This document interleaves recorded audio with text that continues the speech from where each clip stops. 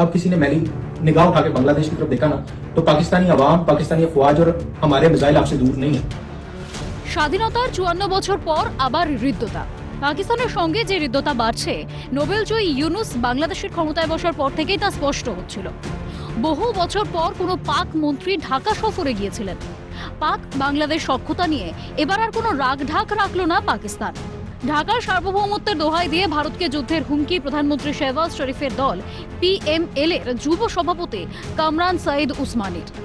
अगर कोई माशी दबाव बांग्लादेश पे डालने की कोशिश करेगा या बांग्लादेश की खुद मुख्तारी पे अटैक करने की कोशिश करेगा, तो पाकिस्तान की बाशऊर अवाम आपके साथ खड़ी होगी।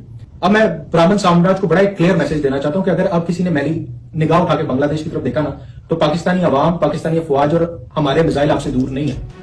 বস্তুত পাকিস্তান বাংলাদেশ যে কাছাকাছি ফের একবার প্রমাণ মিলেছে দুই দেশের সেনা কর্তাদের বৈঠকে।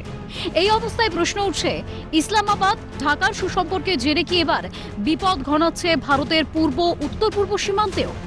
পাকিস্তানের বাংলাদেশ প্রীতি কি নেহাতি লোক দেখানো, নাকি ৫৪ বছর আগের পরাজয়ের প্রতিশোধ নিয়ে ধীরে ধীরে বাংলাদেশের অবলুপ্তি ঘটানো? ক্রমশ ঘোরালো হচ্ছে দক্ষিণ পূর্ব এশিয়ার রাজনীতি। ক্যালকাটা নিউজ।